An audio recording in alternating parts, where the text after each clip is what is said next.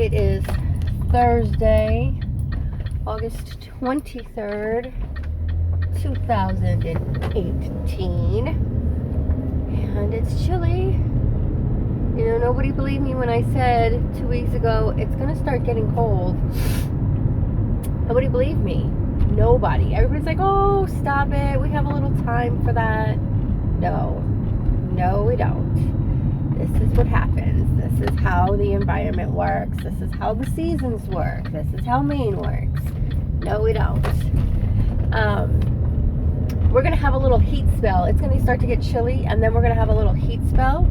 And I'm sorry, this one piece of hair is driving me insane.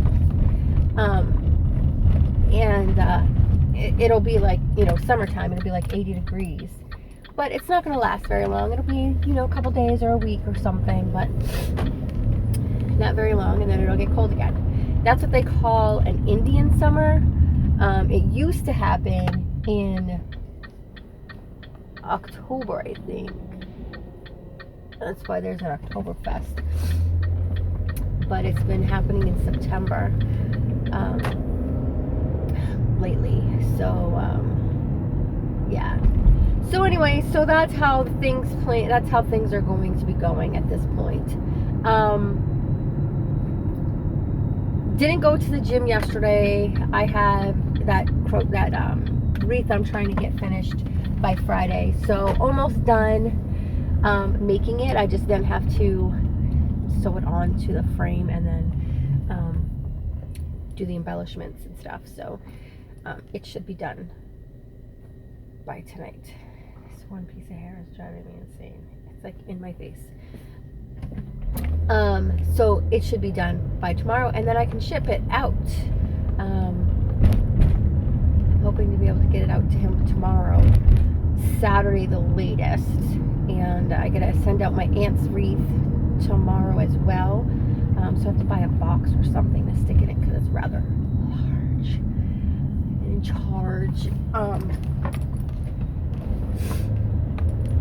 So yeah, that is really it. I almost hit somebody because they were my blind spot.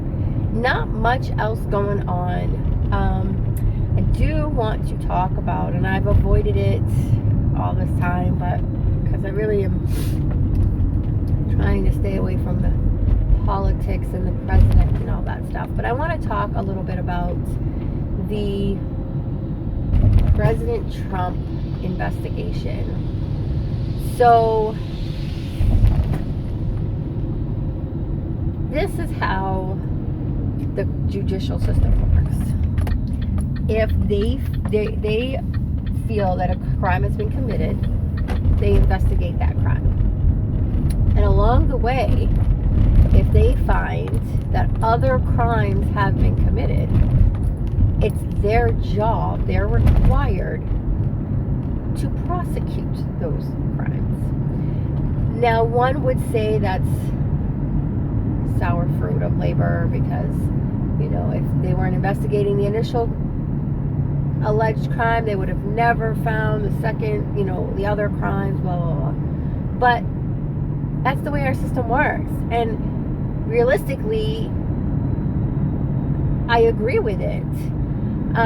Depending on how they get it. There's totally different things. If they got it illegally by doing an illegal search, or they made up stuff, or they lied to get it, that's when I don't agree with that. But if they're doing everything legit and in the way it's supposed to be done, and the investigation, and they get the evidence the way it's supposed to be gotten, and not how they do it nowadays, and if they got it the right way, why would you want them to overlook a crime, regardless of who it is? And theoretically, most people wouldn't. If we were not talking about the president and his cabinet, and we were talking about, Joe Schmo and they're investigating him committing murder, and in the process they found out that his brother committed rape and his sister robbed a bank, you would want them to charge Joe Schmo if they found evidence that he committed murder, and his brother and his sister for both the charges that they were allegedly, had committed. Because this is the president of the United States, it doesn't give you a pass. And because you're rich white men doesn't give you a pass. You committed crimes. You knew you were doing something wrong. And so therefore, you should be prosecuted for it. And obviously, the jury found that there was reason to convict you.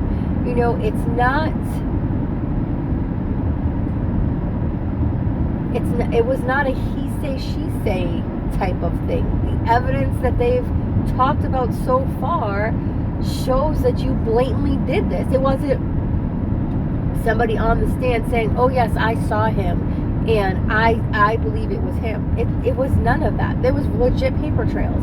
And you admitted to it. And you're too rich and powerful for anyone to believe that the police coerced you into taking this plea deal, because you're a free man. You're not behind bars. You've been a free man, which most average Americans do not have that privilege. They do not have that ability. So that's why they take the plea deals, so that way they can get out of jail quicker. You didn't have to worry about that. Your plea deal was to cover your own ass. Your plea deal had nothing to do with staying out of jail. It was because you were already out. And even if you serve time in jail, it's going to be very minimal compared to what the average American would be sentenced to, let alone a minority, for the crimes that you've committed. I mean, you were found guilty for 8 felonies. Tell me what poor black American is charged with 8 felonies and still free, out on bail. What, even made bail. Even got to be out on bail.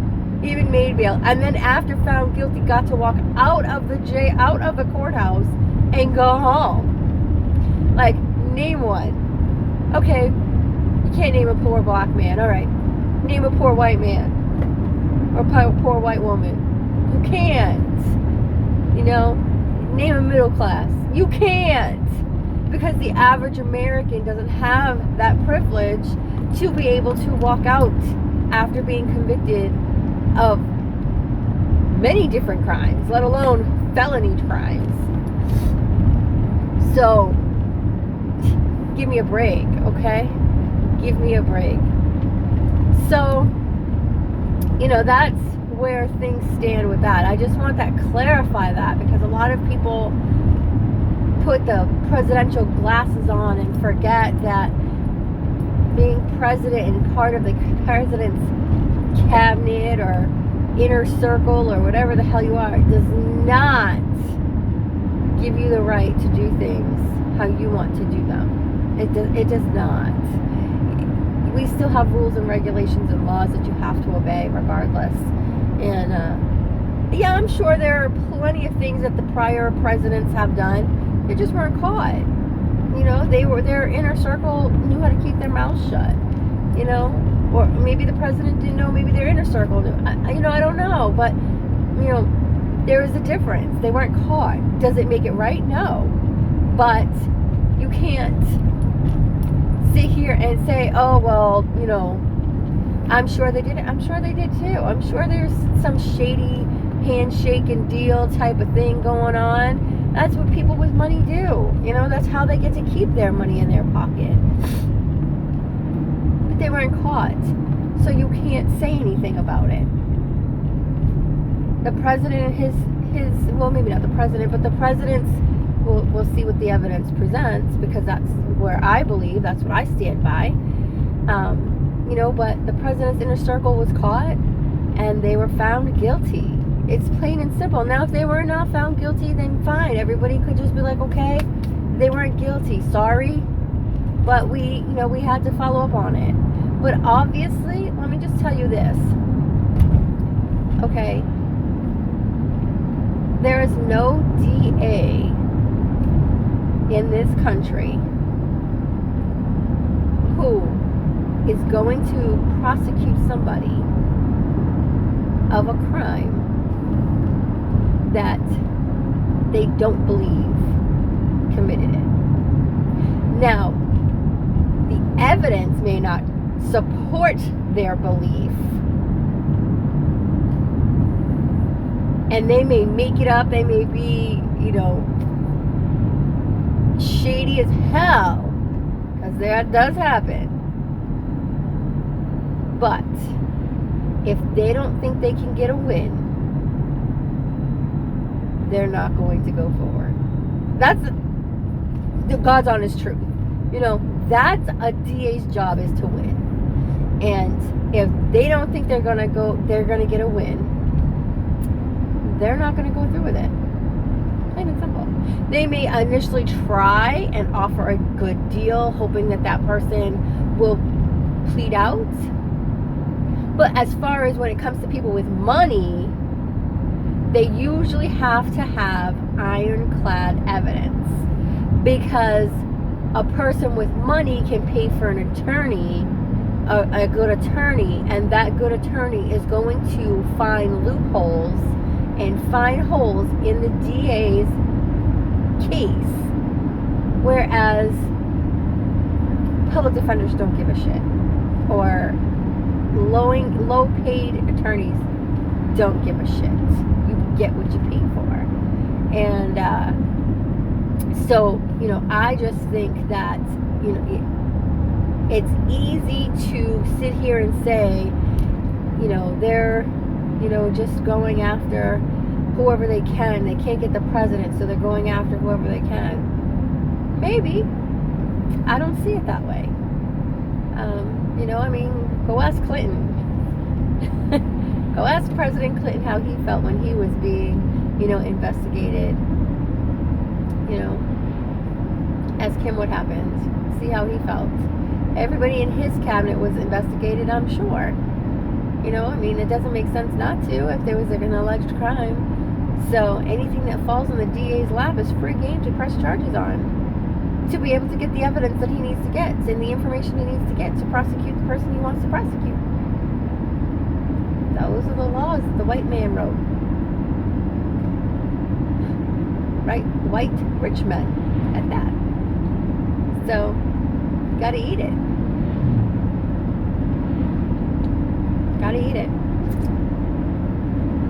So, Michael leaves me tomorrow. I probably will not make a video. Maybe I'll make a video with him and his girlfriend. We're going to be going down to Portland, so maybe I'll make a video with them in the car. It'll be fun to watch and a memory to have. He's off to college, off to be a big boy. Grown man. I'm going to cry just thinking about it. Because he's my baby. Okay, so my birthday's next week. I turned 41. I'm excited. I don't care. I'm going to be 41 with no kids in my freaking house. How awesome is that? And it's funny because I have conversations with people all the time, and they're like, oh, they'll talk about how they did this and they did that, and it's like, I don't know what any of that's like. I've been a mom since I was 16 years old. I was pregnant at 15, had a baby at 16. I don't know. I don't know what any of that's like. I've never had those freedoms to just do it. I don't know. So it'll be interesting to see. It's been a hard adjustment the last 3 or 4 years. The last year especially, it's been an adjustment not having football practice and football games and football fundraisers, and it's what do you do with your time? Where do you go? What do you do? But really, what am I gonna do? I'm just talking to him every day and seeing him every day, and no, that's not gonna happen. So I don't know. They have to grow up. I have to let go. So it is what it is. So you know what I say? You know, the best investment you can make is an investment in you. What are you investing in you today? Today, I am investing in more of my business because I have to finish that wreath. I have to get it done so I can mail it out tomorrow for this guy. I said I would mail it out by Monday, but I want to get it in the mail sooner, so that way he has it. I want to make a good impression because he's in another state, and so you know, he hangs that wherever he's going to hang it, and people are like, yo, that's dope, where'd you get that from? And you can say, hey, this girl on Facebook, and I'll send you her stuff. And yeah, that would be great. So yeah, that's my thing. I want to get it out to him as soon as possible. So you know what I say, the best investment you can make is investment in you. What are you investing in you today? And I'm investing in my business. And yeah, so you guys have a great day. Oh, and the part is supposed to be here tomorrow for my heat press, so we'll see what happens with that. I'm going to hold off in making a t-shirt tonight and see if I can actually get it tomorrow and then do the heat press tomorrow. I got to buy some stuff for those t-shirts anyway, so because I was working on them yesterday, but I will, if I get it tomorrow, I'm going to kick those 2 t-shirts out and go get my $20 goddamn dollars. So you guys have a great day, and I'll check in with you tomorrow. Bye-bye.